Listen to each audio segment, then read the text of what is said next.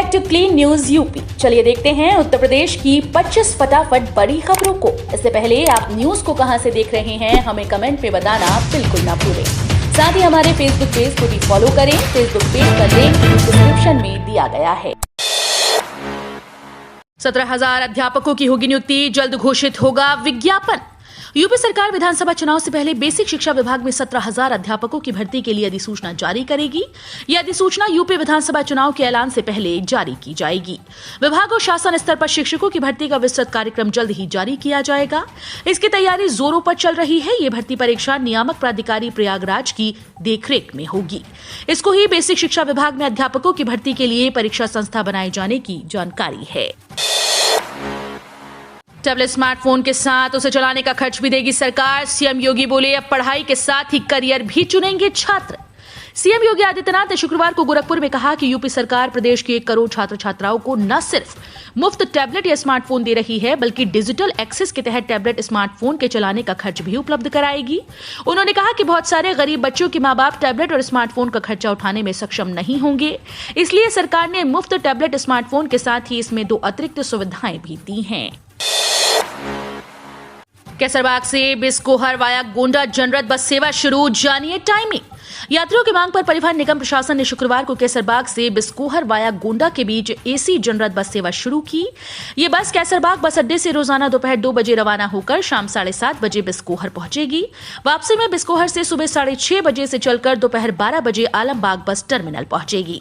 ये बस कैसरबाग बस अड्डे से चलकर अवध बस स्टेशन, बाराबंकी, गोंडा, बलरामपुर व तुलसीपुर होकर बिस्कोहर पहुंचेगी। बढ़ते संक्रमण के बीच 300 बेड का कोविड वार्ड तैयार करने में जुटा एम्स गोरखपुर में कोरोना संक्रमण के मामले लगातार बढ़ते जा रहे हैं। कोरोना के बढ़ते मामलों ने स्वास्थ्य विभाग की चिंता बढ़ा दी। कोरोना की तीसरी लहर को लेकर एम्स ने कमर कस ली है। इस बार एम्स में कोविड मरीजों का इलाज कराने के लिए स्पेशल वार्ड तैयार किया जा रहा है। फौरी तौर पर एम्स में बने 300 बेड के अस्पताल को कोविड वार्ड में तब्दील किया जा रहा है। जरूरत पड़ने पर इसमें 100 बेड का इजाफा कर दिया जाएगा। यूपी के 18,000 रोडवेज कर्मियों के लिए अच्छी खबर, 17% डीए को मिली मंजूरी, 2 से 6,000 रुपए तक प्रति माह फायदा। उत्तर प्रदेश राज्य सड़क परिवहन निगम कर्मियों को 10% डीए की मंजूरी मिल गई। अभी तक रोडवेज कर्मियों को 7% महंगाई भत्ता मिल रहा था। शुक्रवार को प्रमुख सचिव परिवहन राजेश कुमार सिंह इस संबंध में दिशा निर्देश परिवहन निगम प्रशासन को भेजा, जिसमें जुलाई 2021 से 17% महंगाई भत्ता दिए जाने के आदेश हैं। इससे प्रदेश भर के 18,000 नियमित कर्मियों को 2 से 6,000 रुपए का प्रतिमाह फायदा होगा।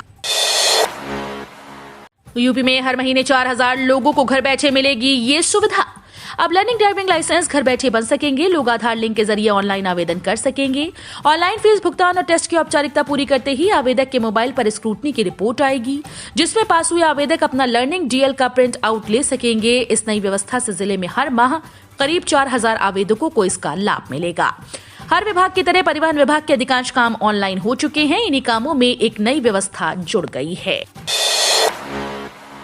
14 कंपनीज के जरिए यूपी में 6,100 लोगों को मिलेगा रोजगार। उत्तर प्रदेश में 14 कंपनीज के द्वारा विभिन्न क्षेत्रों में इंडस्ट्री लगाने का रास्ता पूरी तरह से साफ हो गया। इसके जरिए राज्य में 6,108 करोड़ का निवेश होने जा रहा है। निकट भविष्य में इसके जरिए 6,100 लोगों को प्रत्यक्ष या अप्रत्यक्ष रूप से रोजगार मिलेगा। यूपी सरकार ने इन सबको नियमों के मुताबिक रियायतें देने के लिए लेटर ऑफ कंफर्ट जारी करने का निर्णय लिया है। कुशल खिलाड़ियों के लिए दारोगा भर्ती का रास्ता साफ। योगी सरकार ने 2% कोटा किया निर्धारित। ओलंपिक से लेकर अन्य राष्ट्रीय व अंतर्राष्ट्रीय स्तर की प्रतियोगिताओं में बेहतर प्रदर्शन करने वाले खिलाड़ियों के लिए उत्तर प्रदेश पुलिस में उप निरीक्षक के पद पर सीधी भर्ती में शामिल होने का रास्ता साफ हो गया। कैबिनेट ने उत्तर प्रदेश पुलिस की भर्ती व बिना पारी पदोन्नति नियमावली 2021 को मंजूरी दी। दारोगा भर्ती में कुशल खिलाड़ियों के लिए 2% कोटा भी निर्धारित किया गया है। राष्ट्रीय व अंतर्राष्ट्रीय प्रतियोगिताओं में मेडल हासिल करने वाले खिलाड़ियों के लिए बिना पारी पदोन्नति की शर्तें भी निर्धारित की गई हैं। बनारस में इंदौर की तर्ज पर लगेगा नाइट बाजार। इंदौर की तर्ज पर वाराणसी में भी नाइट बाजार लगेगा। कैंट स्टेशन पर आने वाले यात्रियों को 24 घंटे ठेलों पर सुविधाएं मिलती हैं, जिसे स्मार्ट सिटी के तहत व्यवस्थित किया जाएगा, ताकि इंदौर की तरह यहां भी रात में बाजार का लोग लुत्फ उठाएं और बनारसी व्यंजन चख सकें। चौका घाट लहर तारा फ्लाईओवर के नीचे इसे 6 करोड़ रुपए से विकसित किया जाएगा। 55 दुकानों का निर्माण होगा। सुरक्षा के लिहाज से पुलिस होगी। सीसीटीवी से निगरानी की जाएगी। जल संरक्षण, यूपी को मिला सर्वश्रेष्ठ राज्य का दर्जा। यहां 2 राज्य रहे दूसरे नंबर पर। केंद्रीय मंत्री गजेंद्र सिंह शेखावत ने शुक्रवार को घोषणा की कि 2020 के लिए जल संरक्षण के प्रयासों में उत्तर प्रदेश को सर्वश्रेष्ठ राज्य का दर्जा दिया गया। जल शक्ति मंत्रालय ने जल संरक्षण की दिशा में कार्यों और प्रयासों के लिए राजस्थान और तमिलनाडु को क्रमशः दूसरे और तीसरे स्थान से सम्मानित किया। जल शक्ति मंत्री ने 2020 के राष्ट्रीय जल पुरस्कारों को संबोधित करते हुए कहा कि देश को अपनी कृषि, सिंचाई, औद्योगिक और घरेलू आवश्यकताओं को पूरा करने के लिए हर साल 1000 बिलियन क्यूबिक मीटर पानी की जरूरत है। शेखावत ने कहा कि पानी का उपयोग बढ़ रहा है, लेकिन इसकी उपलब्धता कम हो रही है। यूपी के इन शहरों के बीच अब फ्लाइट से होगा आना जाना, होली तक करें इंतजार। होली तक गोरखपुर से काशी और कानपुर के लिए उड़ान शुरू करने के बाद बरेली और सहारनपुर के लिए भी सेवा शुरू करने की तैयारी है। ये सेवाएं शुरू होने के बाद गोरखपुर से यूपी के 6 शहर सीधे जुड़ जाएंगे। अभी गोरखपुर सिर्फ लखनऊ और प्रयागराज के लिए विमान सेवा है। क्षेत्रीय उड़ान योजना के तहत हवाई सेवाओं को विस्तार दिया जा रहा है। संभावना है कि अप्रैल से मई के बीच बरेली और सहारनपुर के लिए शेड्यूल जारी हो जाए। यूपी में भी बंद हो सकते हैं स्कूल कॉलेज। कोरोना के खौफ से कई राज्यों ने पूरी तरह बंद किए शिक्षण संस्थान। कोरोना के लगातार बढ़ते मामलों और तीसरी लहर की आहट के बीच स्कूल के दोबारा खुलने पर संशय के बादल मंडराने लगी। कोरोना के मामलों की रफ्तार देख कई राज्यों ने स्कूल को पूरी तरह से बंद कर दिया। उत्तर प्रदेश में भी पाबंदियों को सख्त किया जा रहा है। नाइट कर्फ्यू के बाद अब राजधानी लखनऊ में धारा 144 लगा दी गई। वहीं पहले ही 16 जनवरी तक स्कूल को बंद करने का आदेश दिया गया है, लेकिन नए मामलों में तेजी को देखते हुए लग रहा है कि सरकार स्कूल को पूरी तरह से बंद करने को लेकर जल्द ही कोई फैसला ले सकती है। जिले में ऑक्सीजन की कोई कमी नहीं। 3800 एलपीएम का प्रतिदिन हो रहा उत्पादन। उन्होंने कहा कि जब कोरोना की पहली लहर व्यापक रूप से फैली थी तब अस्पताल के पास 167 एलपीएम ऑक्सीजन की क्षमता थी। जनपद में ऑक्सीजन की कमी न होने पाए, इसलिए सभी सांसद, विधायक, एमएलसी ने अपने निधि से ऑक्सीजन प्लांट की क्षमता बढ़ाने का फैसला किया था। यहां पर 1500 एलपीएम क्षमता का प्लांट चलने लगा है। अस्पताल के सभी बेड्स पर ऑक्सीजन की बराबर सप्लाई हो रही है। यूपी देश का पहला राज्य जहां एक हफ्ते में लगाए गए 1 करोड़ डोज। कोविड से बचाव की ट्रेसिंग, टेस्टिंग, ट्रीटमेंट की शानदार रणनीति के लिए सराहे जा रहे उत्तर प्रदेश ने टीकाकरण और टेस्टिंग में एक और कीर्तिमान बनाया। यूपी देश का पहला राज्य है जहां एक हफ्ते में 1 करोड़ से अधिक कोविड के टीके लगाए गए। अब यूपी देश का एकमात्र राज्य है जहां अब तक 21 करोड़ से अधिक कोविड टीके लगाए जा चुके हैं। यूपी पुलिस की रेडियो शाखा में निकली बम्पर भर्ती। नए वर्ष में युवाओं को उत्तर प्रदेश पुलिस में भर्ती होने का एक और अवसर मिलेगा। दारोगा भर्ती की परीक्षा संपन्न कराने के बाद उत्तर प्रदेश पुलिस रेडियो संवर्ग में कुल 2430 पदों पर जल्द भर्ती होगी। पुलिस भर्ती व प्रोन्नति बोर्ड ने रेडियो संवर्ग में भर्ती 2022 की विज्ञप्ति जारी कर दी है। 20 जनवरी से अभ्यर्थी ऑनलाइन पंजीकरण कर सकेंगे और 28 जनवरी तक आवेदन शुल्क व आवेदन पत्र ऑनलाइन जमा किया जा सकेगा। भर्ती बोर्ड ने आवेदन शुल्क 400 रुपए निर्धारित किया है। पीआरडी जवानों की ड्यूटी भत्ते में इजाफा, जानिए अब कितना मिलेगा भुगतान। उत्तर प्रदेश के 40,000 प्रांतीय रक्षक दल जवानों के लिए अच्छी खबर है। सरकार ने पीआरडी स्वयंसेवकों के ड्यूटी भत्ते में 20 रुपए का इजाफा कर दिया। इसके बाद पीआरडी जवानों का प्रतिदिन का ड्यूटी भत्ता 375 रुपए से बढ़कर 395 हो गया। राज्य सरकार ने मानसून सत्र के दौरान ही अनुपूरक बजट में पीआरडी जवानों की ड्यूटी भत्ते में बढ़ोतरी की व्यवस्था की थी, लेकिन अभी तक शासनादेश जारी न होने के कारण पीआरडी जवान इस लाभ से वंचित थे। चुनाव में विधायक प्रत्याशी अब इतना कर सकेंगे खर्च, जानिए आयोग का नया आदेश। निर्वाचन आयोग ने उम्मीदवारों के लिए संसदीय और विधानसभा क्षेत्रों में चुनाव खर्च की सीमा में इजाफा करने का फैसला किया। आयोग के अनुसार नई खर्च सीमा सभी आगामी चुनाव में लागू होगी। ये सीमा 5 राज्यों उत्तराखंड, पंजाब, गोवा, मणिपुर और यूपी में होने वाले विधानसभा चुनाव पर होगी।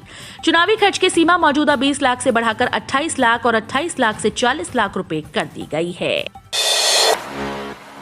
पीएम किसान सम्मान योजना में है बैंक खाता, तो अब लाभार्थियों को मिलेंगे 36,000 रुपए पेंशन भी।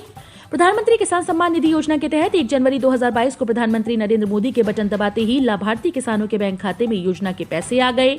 लेकिन पीएम किसान सम्मान के लाभार्थियों को मोदी सरकार ने नए साल में एक और खुशखबरी दी। इन किसानों को अब पेंशन भी मिलेगी। मोदी सरकार अब पेंशन भी देगी। रेल यात्रियों के लिए अच्छी खबर, अब पोस्ट ऑफिस में भी बुक होगी ट्रेन टिकट। आईआरसीटीसी के ऐप से अगर आपको टिकट बुक करना नहीं आता और रेलवे स्टेशन घर से काफी दूर है तो परेशान होने की जरूरत नहीं, क्योंकि अब आपके घर के नजदीकी पोस्ट ऑफिस से रेलवे टिकट आसानी से बुक हो सकेंगे। इसकी शुरुआत आज रेल मंत्री अश्विनी वैष्णव ने की, जिसमें फिलहाल इस योजना का लाभ उत्तर प्रदेश के 9,147 पोस्ट ऑफिस में उपलब्ध होगी। जिन लोगों को ऑनलाइन टिकट बुक करना नहीं आता है वे सभी रेलवे काउंटर पर जाकर अपनी ट्रेन के टिकट बुक कर सकते हैं। योगी जी अपनी पुलिस को भेजो, हम नहीं खड़े रहेंगे। मुस्लिम धर्म संसद से मौलाना तौकीर ने पुलिस को ललकारा। आईएमसी नेता मौलाना तौकीर रजा ने कहा कि देश को बर्बाद करने के लिए लड़ाई नहीं लड़ी जानी चाहिए। मैं जो कुछ भी कर रहा हूं कभी सियासी फायदे के लिए नहीं। जो हमने तकलीफ में जिंदगी गुजारी है, आने वाली नस्ल के लिए हम अच्छा हिंदुस्तान छोड़ना चाहते हैं। हम इसलिए जद्दोजहद कर रहे हैं कि हम अपनी आने वाली नस्लों को एक अच्छा हिंदुस्तान दे सकें। इस दौरान उन्होंने यूपी सरकार पर जमकर निशाना साधा।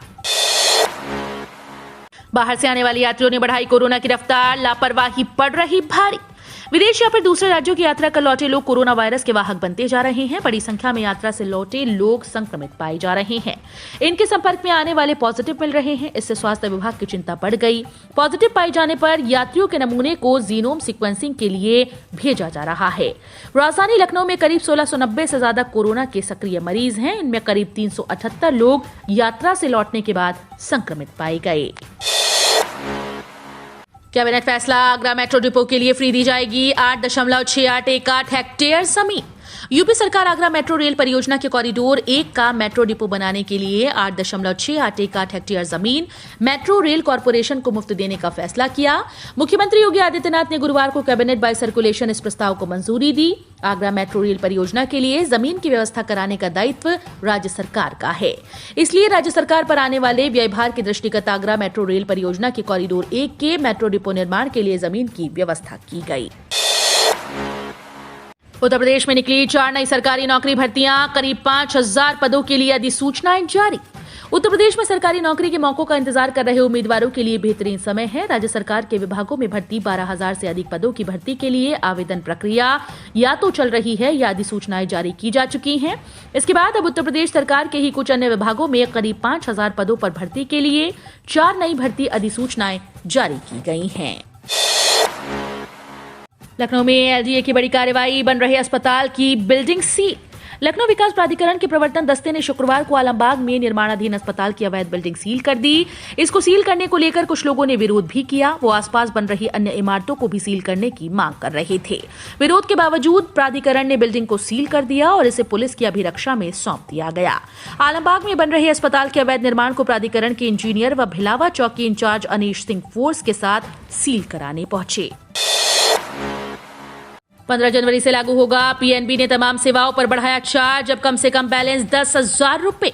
देश के दूसरे नंबर के सरकारी बैंक पंजाब नेशनल बैंक ने तमाम सेवाओं पर चार्ज बढ़ा दिया। अब शहरी इलाकों के ग्राहकों को अपने खाते में कम से कम बैलेंस 10,000 रुपए रखना होगा। पंजाब नेशनल बैंक ने अपनी वेबसाइट पर इसकी जानकारी दी। इसने कहा कि तमाम चार्जेस 15 जनवरी से लागू होंगे। इसके मुताबिक तिमाही आधार पर औसत बैलेंस शहरी इलाकों में 10,000 रुपए का होगा। तो ये थी आज की 25 फटाफट बड़ी खबरें। अगर आपको न्यूज पसंद आई हो तो वीडियो को लाइक और शेयर जरूर करें। धन्यवाद।